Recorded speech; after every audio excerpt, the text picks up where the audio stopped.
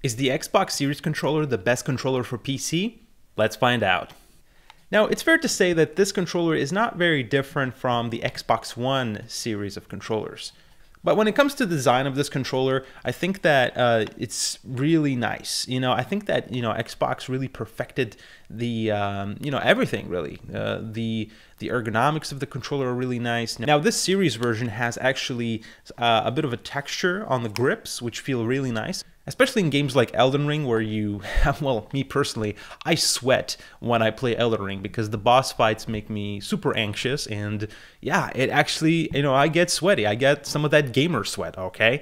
And the triggers on the Xbox One and Xbox Series controllers have always been magical. I'm not sure if you can hear it, but they're extremely freaking smooth, and I love it. I remember when I first picked up this controller and I tried the triggers, they felt extremely smooth. So definitely a point there. Now, obviously, these triggers are not as, advanced as, Sony's controllers on the DualSense, but I will say that they are, again, very smooth and they feel nice to play.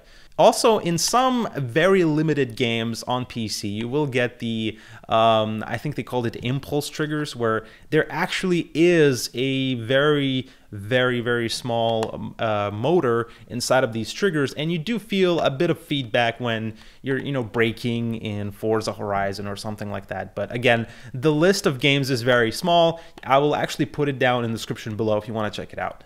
I like how they made the top a lot smoother, and I think this design looks a lot sleeker. Before, it was kind of like a raised edge on the previous controller. Another addition was the share button, which, believe it or not, I use quite a bit. The share button is very useful for taking screenshots, or if you hold and let go, it will start taking a video. So that's also very nice. I used it quite a bit in Elden Ring, and I also used it quite a bit when Forza Horizon came out. I was making clips and sharing them to my friends, so that was also pretty cool.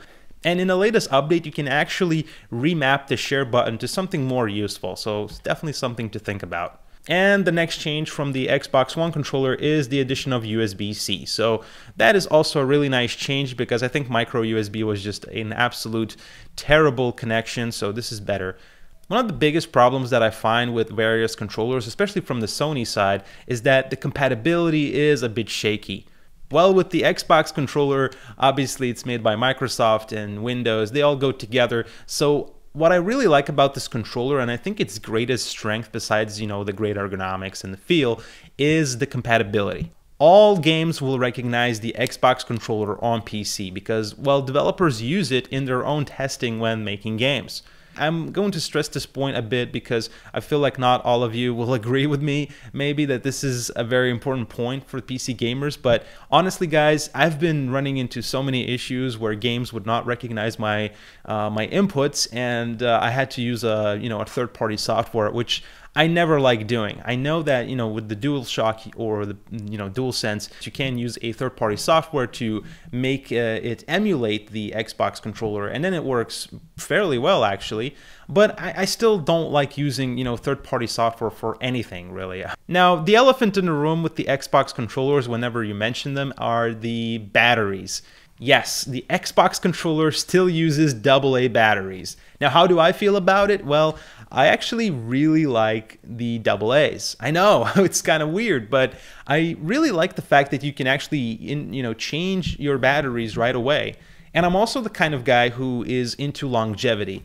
Although I will mention a bit about longevity in a future point, but yes, I do like the fact that I can just take out the batteries, get in the new ones, and I did invest in rechargeable batteries, which I do recommend everyone doing if you are to get, if you are planning to get this controller. So me personally, I just got a bunch of Eneloop Pros, and they work really well, and they last me, I'm not sure, hundreds of hours of gameplay. Maybe not that much, but you get the point. They last me quite a while before I have to recharge it. Now, I still wish that they would include at least, a rechargeable battery kit or something like that, but, they're trying to make more money with their rechargeable kits themselves, so again, I guess it's kind of a business strategy. Now, I mentioned in my last point about longevity, and this is where my biggest problem with really every modern controller starts to, come in, and that is stick drift. Now, did I get stick drift on my controller? Well, the answer is unfortunately, yes, I did.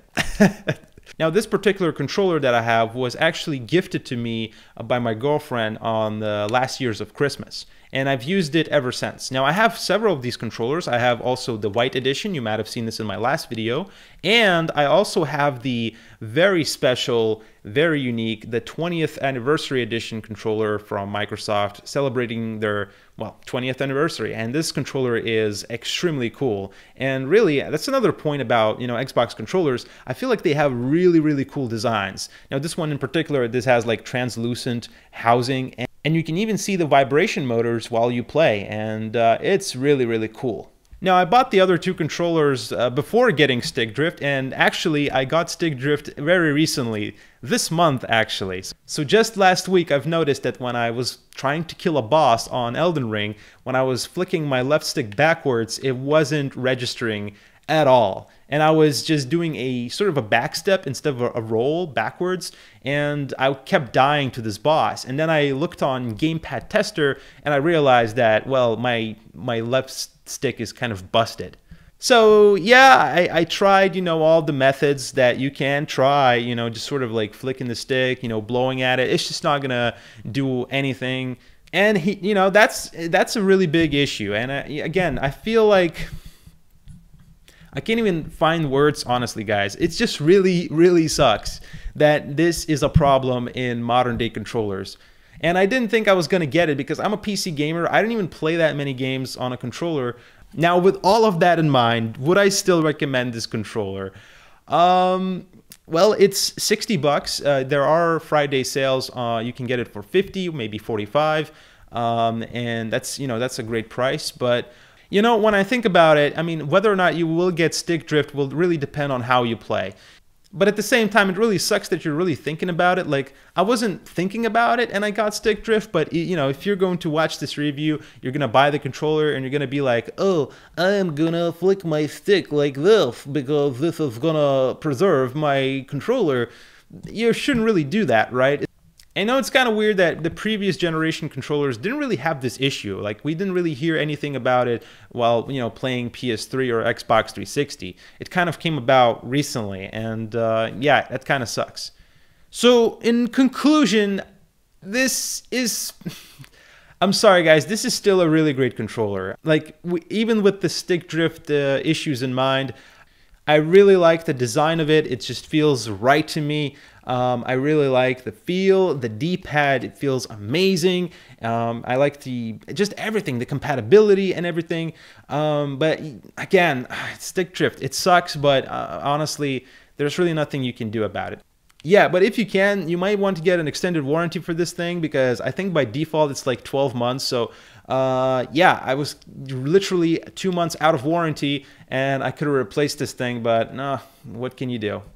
So anyway, guys, that's the video. Thank you guys so much for watching. I hope you guys like this, different set that I have. I'm in my living room where I actually play a lot of my games now. So if you enjoyed this video, definitely hit that like button, subscribe to my YouTube channel. Also, right beside me, there's probably going to be 2 other videos that you can check out and maybe you'll like. So thank you guys for watching, and I'll see you next time. Take care.